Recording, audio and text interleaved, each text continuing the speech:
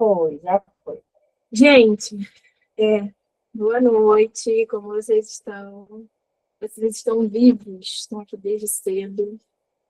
Peguei a última palestra. Acordar todo mundo, ficar ativo. Vamos falar sobre Gestalt terapia.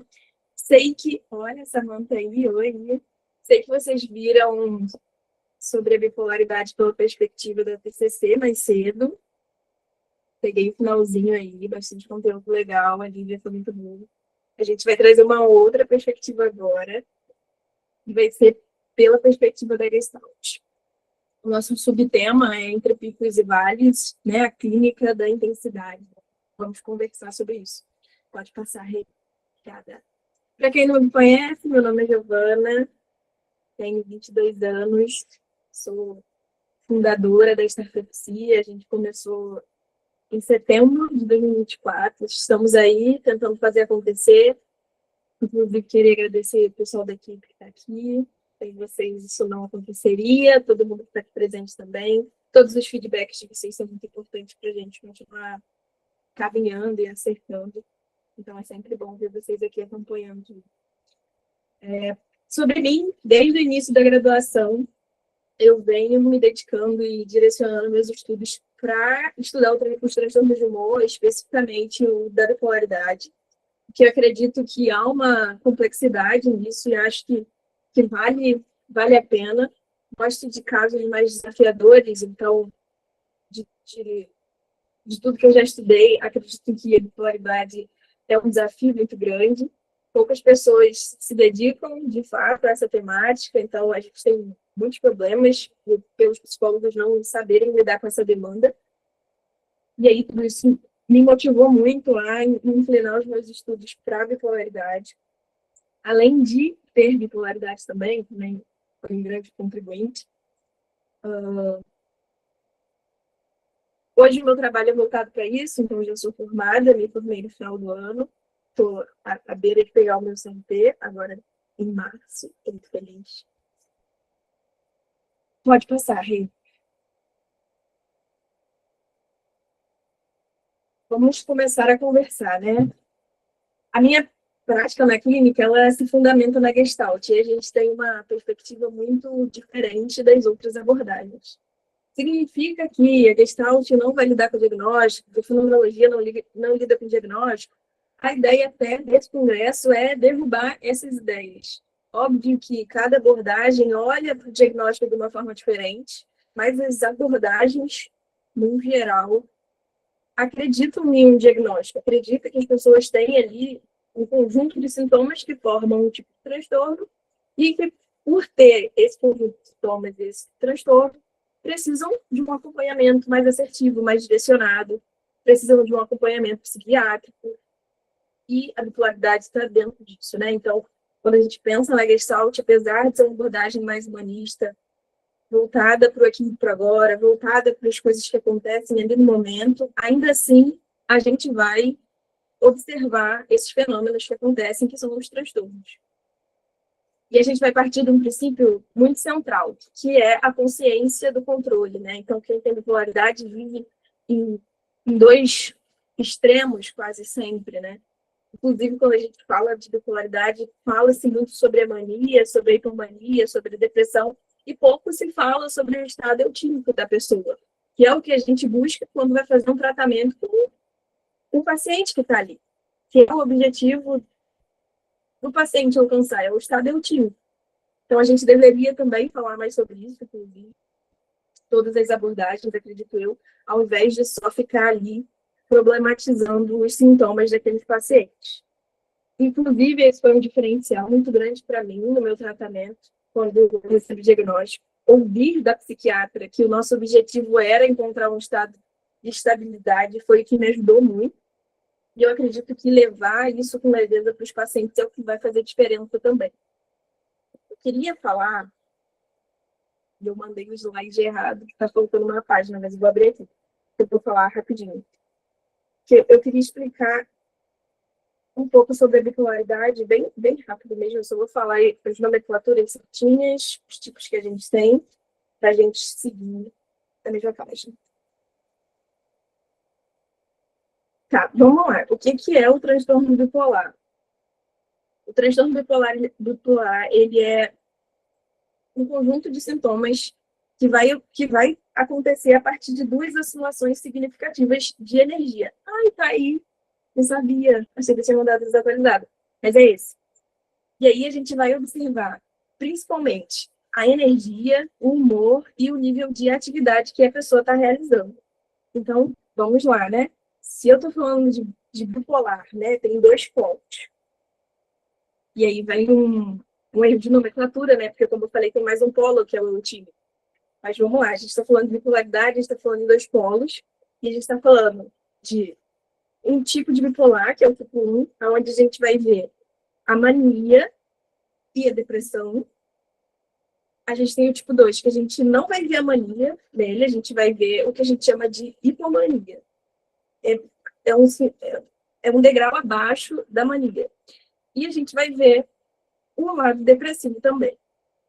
A gente tem o ciclotímico, que é abaixo ainda da mania, então, da hipomania, a pessoa ela não chega a fazer a volta completa de uma hipomania, mas ela tem uma alteração significativa no humor dela.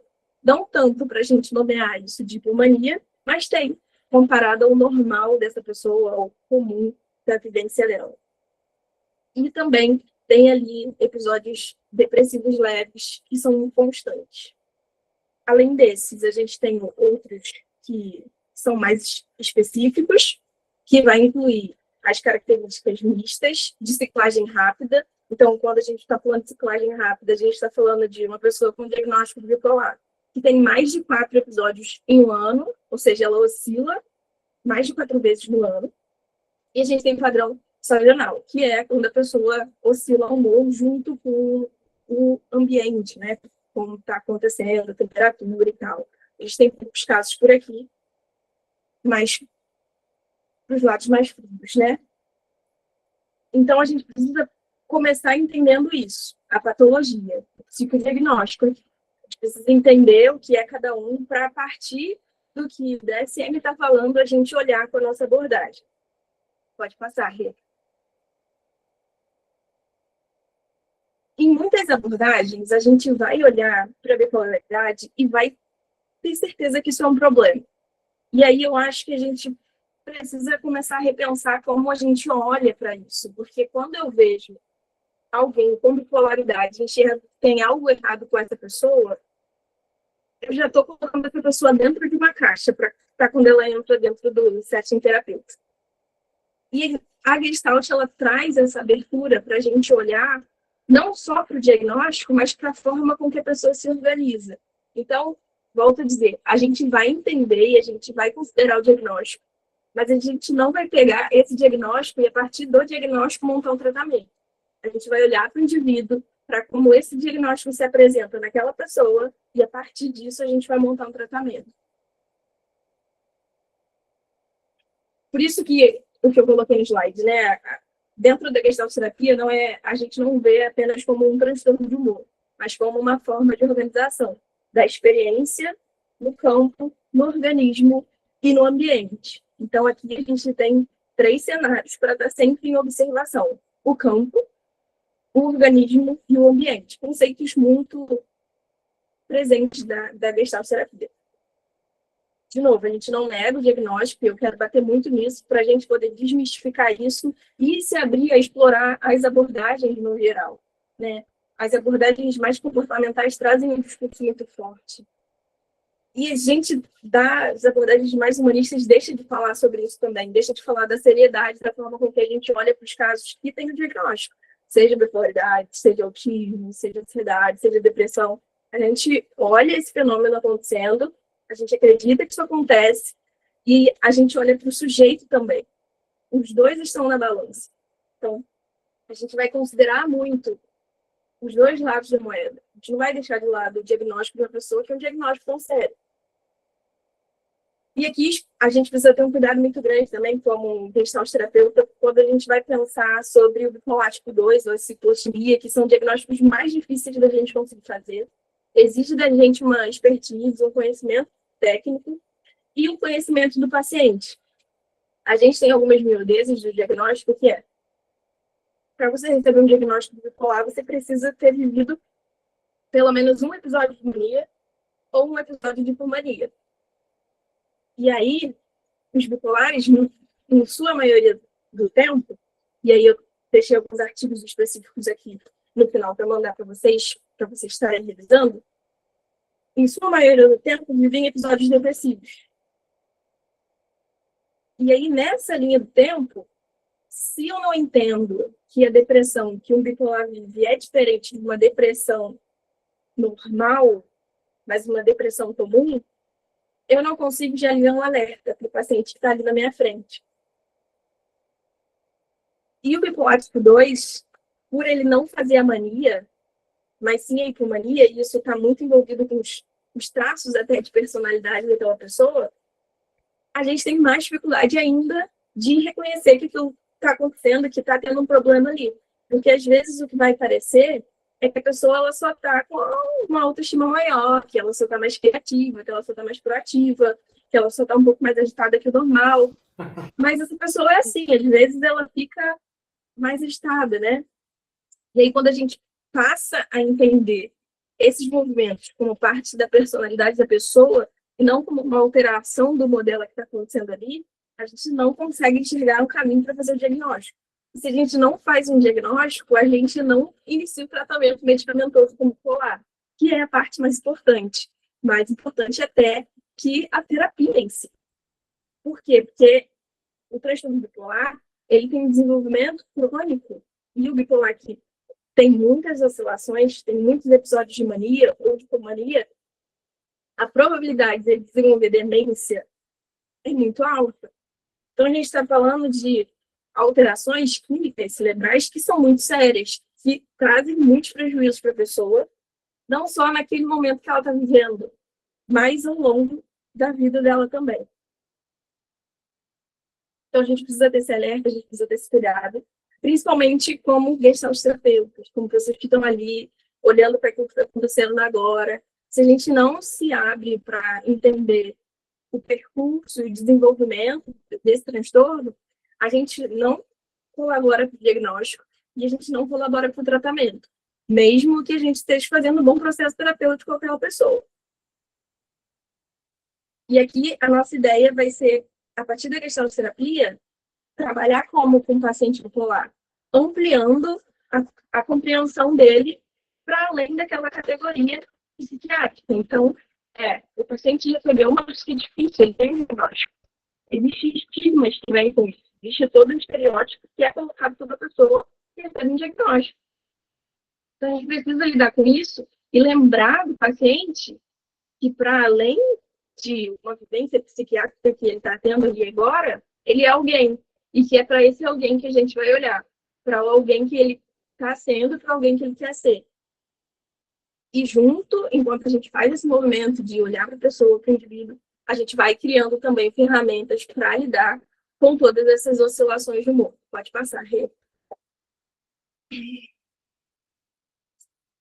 Aqui, eu acho muito legal, achei esse slide. A gente vai falar sobre como que a oscilação, como a gente, como gestalterapeuta, vai enxergar a oscilação como uma desregulação do contato. Então, quando o paciente está ali em hipomania ou em mania, e ele tem aquele excesso de energia, de expansão, dificuldade de estabelecer limites, vai ultrapassando tudo, pegando as demandas que tem, está super criativo, a gente vai ver isso como uma elevação do contato dele com as atividades que ele está exercendo, com os desejos que ele está tendo. Então, ele está tendo maior contato com todas as experiências que fazem sentido para ele, com tudo aquilo que ele acredita. E dentro do processo terapêutico, a gente vai trabalhar para ampliar essa consciência, para que todas as vezes que ele comece a entrar em contato, mais do que o normal, com essas atividades, com essas ideias, para que ele tenha consciência desse processo e consiga dar um passo para trás, para que ele tenha autonomia no seu percurso. Tudo isso considerando que é um paciente que está fazendo tratamento medicamentoso, que já acertou a medicação, que são pontos essenciais no tratamento com bipolar. E aí a mesma coisa a gente vai entender quando esse paciente vai entrar ali em uma fase depressiva. Então a gente vai entender que ele vai ter essa retração de contato. Então vai ter ali um rebaixamento da sua energia, vai ter interrupções, né? Ele vai ficar mais desensibilizado, vai ficar apático, e dentro da Gestalt a gente vai observar dessa forma. Como houve uma diminuição do contato dele com todas as atividades ao redor dele. Pode passar, Rê.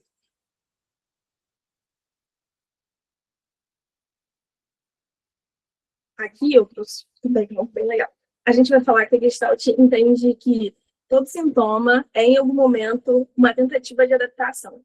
Então, se a gente tem um episódio de mania ou de hipomania, a gente vai entender que isso, óbvio que a gente tem ali multifatores, a gente tem uma contribuição genética muito grande também. Então, se a sua família tem um caso de alguém com um transtorno psiquiátrico, seja bipolaridade, esquizofrenia, depressão crônica, vai ter uma possibilidade maior de você desenvolver isso se você viver em um ambiente que vai te trazer estresse. E aí a gente vai olhar para essa perspectiva, né, de como a gente vai interpretar esses episódios de mania e de hipomania. Então a gente vai entender que talvez isso venha de um lugar onde o paciente precisou sobreviver a um ambiente muito exigente, exigia muito dele, que ele precisava estar ali em alerta o tempo todo, até que isso vai virando um ciclo, e esses ciclos vão se repetindo. A gente também pode entender a mania como uma forma de evitar uma dor profunda, então, seja a relação dos pais que foi muito perturbadora, abusos que a pessoa viveu, qualquer coisa que cause muita dor para aquela pessoa e ela tenha que viver em um polo de intensidade para lidar com aquilo, pode ser um gatilho para que ela tenha um episódio de mania, de hipomania. Quando a gente vai pensar no estado depressivo, então a gente vai entender que pode ser o colapso depois de um excesso, né? Então, quando a gente coloca o nosso corpo no limite, em algum momento ele vai parar, queira a gente ou não. Então, a gente pode entender que, por se forçar tanto o tempo inteiro, o paciente teve uma queda por isso. E aí, esses outros exemplos que eu dei também aqui, né? Quando a gente fala do estado etílico, a gente já está falando de um processo terapêutico, onde a gente vai olhar para a energia do paciente como uma energia proporcional a tudo aquilo que ele está vivendo. Proporcional a partir da minha perspectiva como psicóloga? Não. Proporcional a partir da perspectiva dele como indivíduo, dentro das relações dele, dentro do ambiente dele. Outra característica muito forte que a gente vai observar também é a autonomia daquele paciente. Então, quando ele consegue ter autonomia para fazer as escolhas, para parar, quando ele tem consciência com os próprios limites, contato fluido com o ambiente, então é quando o que ele está vivendo internamente, energeticamente, não fica maior do que tudo que ele está vivendo externamente, mas existe um ponto de equilíbrio. Pode passar, Rê. Acho que tem alguém com o áudio aberto. Fechou. Aqui eu trouxe também um ponto que eu acho muito importante, que é como a gente, dentro da Gestalt, vai enxergar o corpo como uma bússola.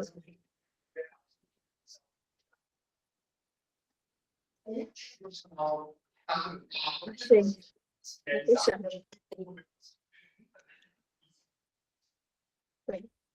Como a gente, dentro da Gestalt, vai olhar para o corpo como uma bússola, né? O corpo é onde está acontecendo todas essas emoções, todas essas energias que está ali até exacerbada, assim, que ultrapassa o limite daquilo que o próprio paciente consegue sustentar. Então, a gente precisa, dentro do set terapêutico também, fazer esse movimento com o paciente de autoconsciência corporal. Ele conseguir perceber os sinais que o corpo dele dá, não bem, digo, a gente não vai pegar o DSM, mostrar para o paciente e falar, ó, é isso daqui que é bipolaridade. A gente não pode fazer isso? Não, a gente pode. Mas é mais útil quando eu trago psicoeducação para o paciente sobre o que é bipolaridade, sobre o que é mania, sobre o que é depressão, sobre todos os processos, mas conduzo ele a perceber tudo isso não a partir de uma coisa, mas a partir de quem ele é. A partir daqueles sintomas que se apresentam nele naquele momento.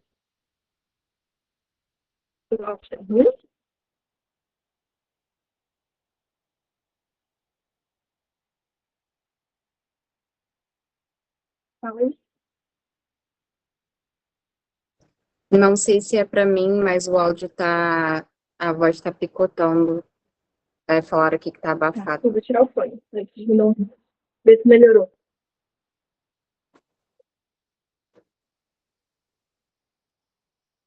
Melhorou? Sim. Tá, acho que agora tá melhor. Foi?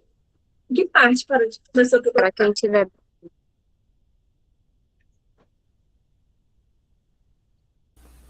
Nesse slide mesmo. Beleza, obrigada. Ó, o que eu tô trazendo? Que a gente vai olhar para o DSM, vai olhar para aquilo que o diagnóstico que o nosso DSM está dizendo sobre os sintomas da bipolaridade, sobre como a mania se apresenta, como a hipomania se apresenta, como a depressão se apresenta. E a gente pode apresentar isso para o paciente, a gente deve apresentar, psicoeducar o paciente de como cada coisa funciona, mas o que a gente deve conduzir o paciente a fazer é não olhar o que está ali no papel e entender o que é o movimento que ele faz, mas que a partir de toda aquela informação a gente precisa olhar para o corpo dele, entender como o corpo dele apresenta cada um dos sintomas da bipolaridade. O áudio ficou ruim de novo. Por aqui, não. Não, aqui para mim tá bom agora. Aqui para mim também tá bom. Então, vou continuar. Então, nessa perspectiva que a gente vai começar a pensar o corpo dentro do teste terapêutico e que a gente vai levar isso para o paciente também. Então, perguntas clínicas que a gente deve fazer para esse paciente para conduzir ele a esse processo de autopercepção tá percebendo uma oscilação na energia, tá? Mas de onde essa energia está vindo? Como que você está percebendo essa aceleração que está surgindo? É uma aceleração que é uma agitação ou é uma aceleração que é angustiante? Tem vários tipos de aceleração. Como que você vai nomear isso e ver isso aparecendo em você? Não tem aceleração nenhuma, tem só um estresse muito alto. Tá, então esse estresse ele está ponderando, caindo para que lado? Ele está caindo para a depressão, ele está caindo para hipomania, para mania.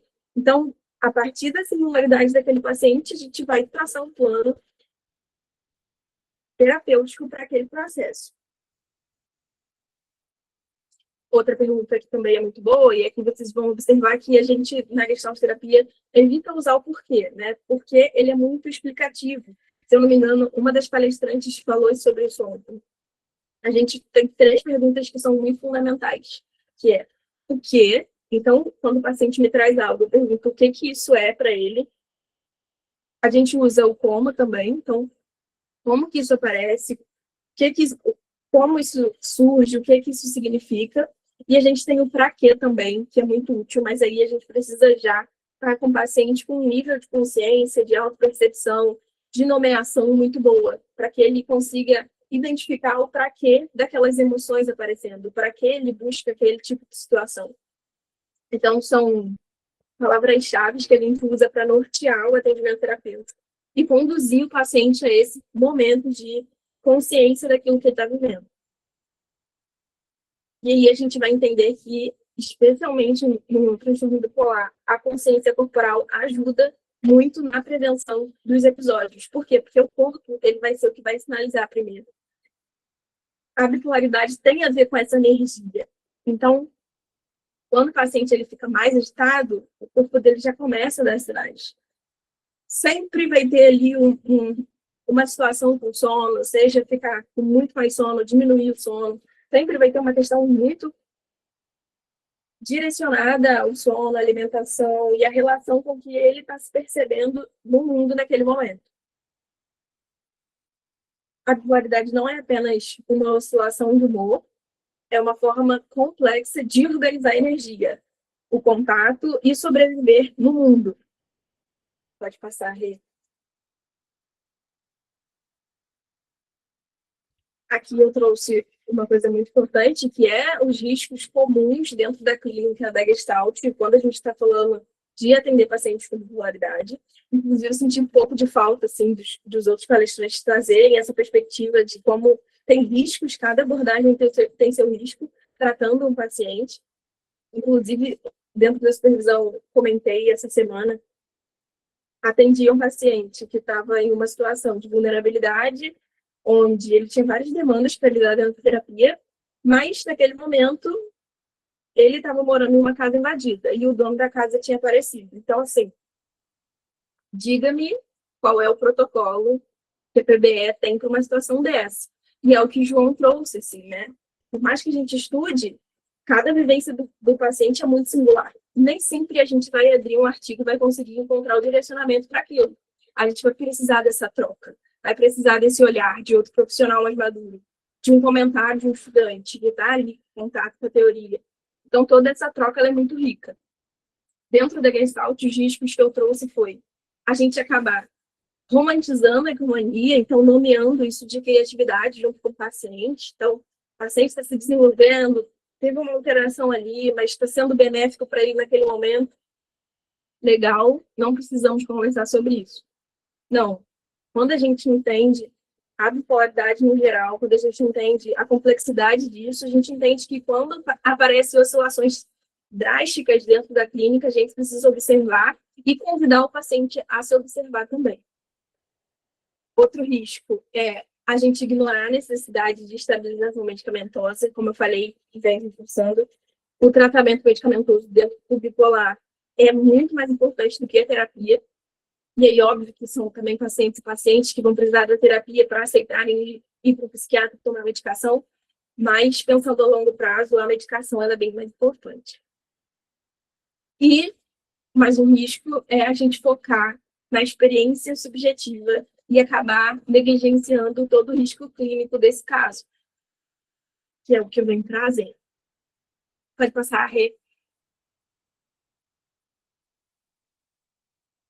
Hoje eu fui rápida, porque eu também estou muito cansada. Me deixaram com o último horário. Vocês briguem, pessoal, aí no palestra. Gente, eu amei estar aqui, eu amei falar sobre bipolaridade, queria falar mais até, mas queria deixar esse gostinho para vocês de quero mais, quero saber mais como a Gestalt pensa sobre isso. Estou trazendo esses assuntos no meu Instagram, então vou convidar vocês a me seguirem lá, para vocês ouvirem mais sobre e a gente poder se aprofundar nisso. E é isso. Tudo seu, Lohane.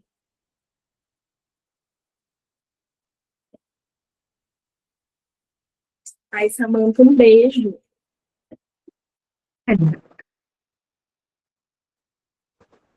Se vocês tiverem alguma pergunta, podem abrir o microfone, deixar no chat. Já tem uma pergunta no chat.